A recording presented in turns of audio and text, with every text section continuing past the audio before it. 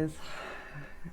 Screwed up the everyday of Vlogmas thing, but you know, I think we all knew that was going to happen. Today, I'm going to show you a little bit more of the propagations that I've got going on in the house and some of the stuff that I've been doing with the plants. So it's just kind of a quick little vlog today. I wanted to get caught up on the footage that I've been taking. Before we get into that, I wanted to ask you guys a question. I opened up this discussion on Instagram yesterday and I got a pretty varied amount of responses, but they all sort of had a similar theme, and I'm kind of curious what you guys think about it. I've been doing a lot of thinking about where my channel is going to go in 2020. I don't just want to be hauling houseplants and like doing shop with me's and like focusing on the acquisition of new plants. Somebody called it the on to the next plant mentality. And I would put their name on the screen, but I don't know if they want that opinion, you know, out there or whatever. But they did share with me that they felt that they were pretty over that whole on to the next plant mentality. And I am so with them. I really want to focus my channel on the appreciation of the plants. And it's not that I don't love getting new plants, I do. And I will definitely still be doing things like unboxings. And if I go to an interesting nursery or a planty place, I will definitely take you guys along with me. I know a lot of you guys enjoy those videos.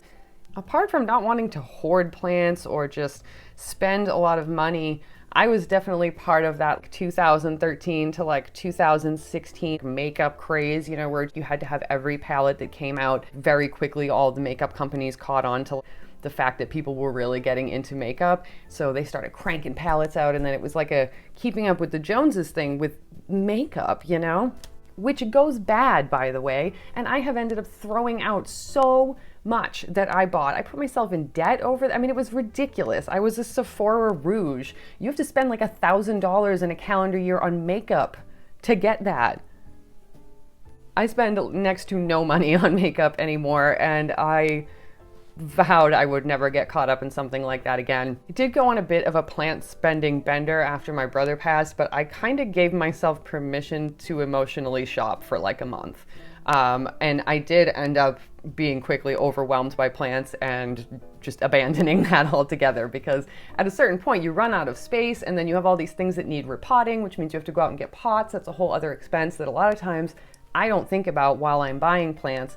I tend to get terracotta pots, so in my head I'm like, oh, it'll just be a few bucks. But it's not. It's not just a few bucks, because then by the time you go to the store, you need pots for like 7 other plants.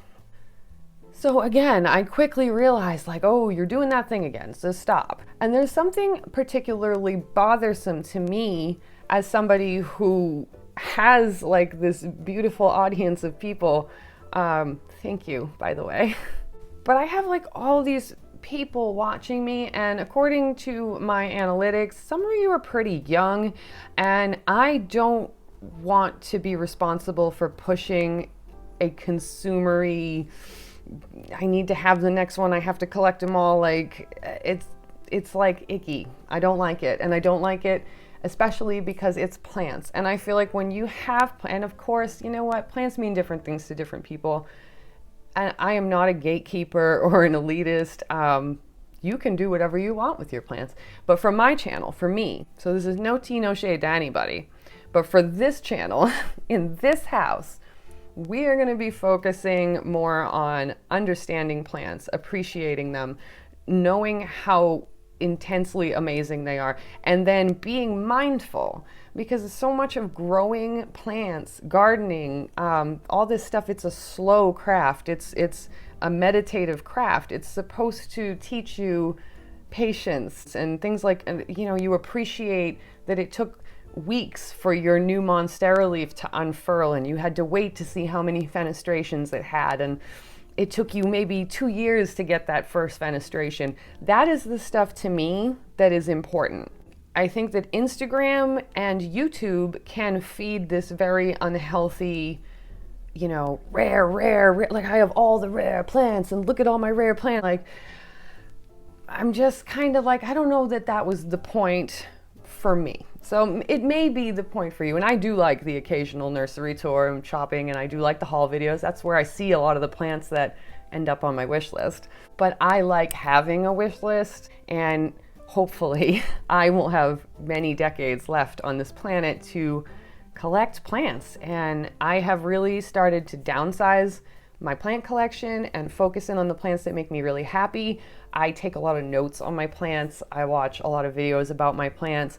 I read books about plants. I respect them, and they're living things, and I don't want to kill them. So when I brought home all those plants in April, I was kind of overwhelmed trying to keep them alive because I felt responsible for these things.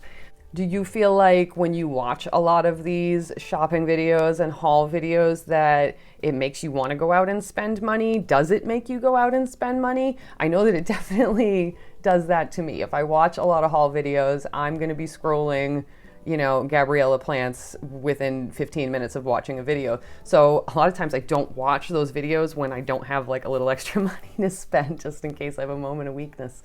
But I can really say that I have definitely gotten to the point where I have so many plants, I feel the responsibility. I have a few that aren't doing too well, so I really want to like right those ships before I, add more plants to my environment, especially in the winter right now. So that's it. I just wanted to know, what do you guys think about that? Tell me. Let's have a conversation.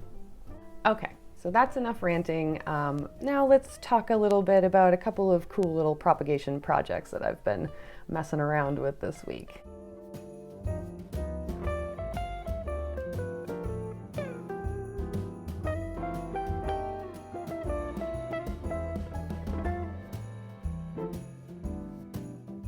Or day off by trimming up the coleus. I'm trying to keep it nice and tight and not leggy this winter, and so far they're both looking pretty great.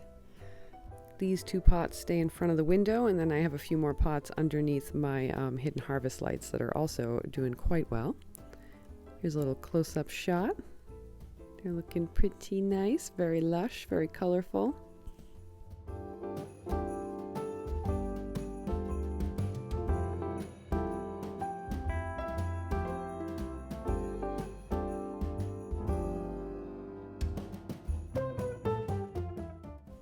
So next I'm going to show you two of the newer ways that I've been propagating things, and I think they're super fun. And I've showed you a little bit of these sphagnum moss bowls before. This is just a candle holder from the Dollar Tree. You could use a goldfish bowl, anything like that that you can see through. But you just want to get the moss to the point where if you squeeze it, not a lot of water comes out, but it is damp all the way through. I've been enjoying propagating in these, and I haven't found too many plants that haven't thrived in the moss. I'm going to give you guys kind of a better rundown as I experiment more of what does well in this method. But one thing I have noticed that does well is this Hoya curtisii. I've been slowly saving pieces from this ailing plant from Home Depot for months now, and I've noticed that they really like to creep along the sides of these sphagnum moss bowls, and they shoot out lots of roots, and that's actually enabled me to transplant some back into soil. So yeah, I am still trying to save that plant. It's unreal. So here's the other method that I have been loving, and I learned about this from the On the Ledge podcast, and this is using little fast food containers or hummus pots to propagate your peperomias. You're just going to put like a drop or two of water in the container, and you snap the lid on, put it in a bright indirect place, and forget it exists for a few weeks, and bam, you've got roots. It's unbelievable. It's like a tiny humid environment. It's perfect for propagating. I'm having a blast doing this. So you guys definitely have to try it. Next time you get hummus or something, just wash the container out. It's a great way to reuse your plastic. You can use it for, years to come if you take care of it. Another thing I'm doing here is just snapping off another Pilea peperomioides baby. My other one did so well in the bowl. I thought that would be a nice centerpiece in this one. And here's what we got going on right now. So I'll make sure to update you guys on how this does. I also decided to try this little method with some of these lace flower plants, and I had a hard time keeping these in jars of water because of how wonky they are. This ended up working out perfectly. I'm also slightly up-potting my poor Cissus discolor, which is just limping its way through this winter. Y'all warned me. You were right. This thing is hard to keep alive.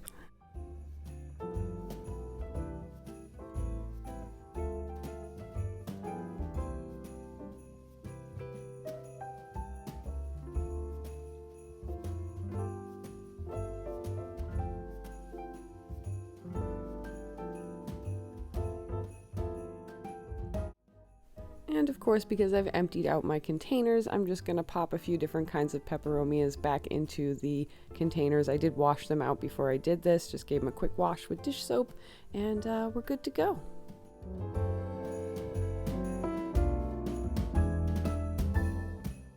So that's what I got for you guys today. Do you want to try making one of those little moss globes? I just think they're so freaking cute. Not every single plant I've put in them has done amazing, but for the most part, I've had really good luck with them. I think they're really fun.